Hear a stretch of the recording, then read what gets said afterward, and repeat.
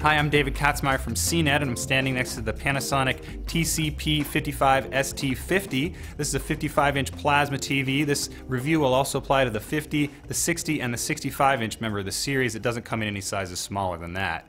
This is Panasonic's mid-range plasma TV. It has 3D. It also has the company's high-end Neo PDP plasma technology for all that picture quality goodness. We'll get to that in a little bit, but first I'd like to talk a little bit about one of the big improvements this year over the ST30, which was our pick last year for best bang for the buck among plasma TVs.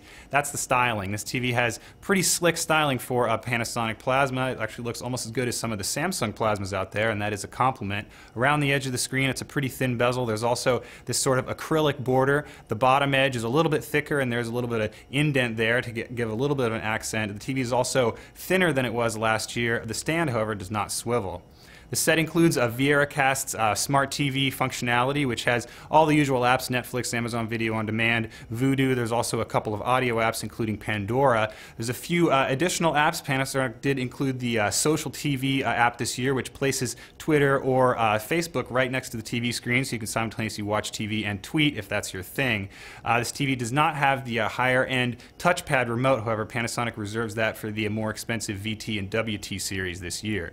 The ST50 does get built-in Wi-Fi, however, so we figure that's a big convenience bonus. Of course, a lot of 2012 TVs do also include that feature.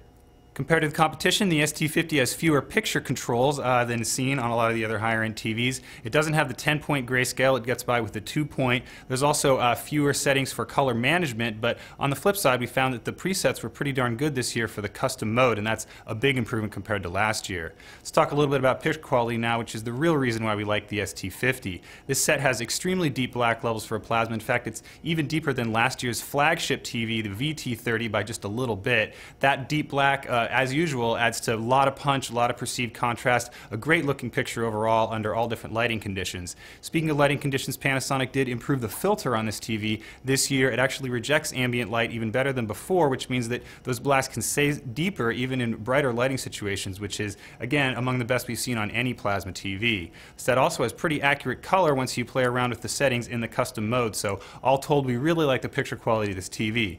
Did we mention it's also 3D? Panasonic does not include 3D glasses. The 3D glasses are new for this year. They're about $70 a piece. They use Bluetooth functionality. The 3D picture quality wasn't quite as good as we expected. We did see more crosstalk than a lot of the competition, but that's not really a deal breaker, and this TV does still produce pretty good 3D images. Around back, the ST50 is a little bit sparse, however. Instead of the normal 4 HDMI, there's only 3. There are 2 USB and a rare SD card slot, however, in addition to 1 analog input.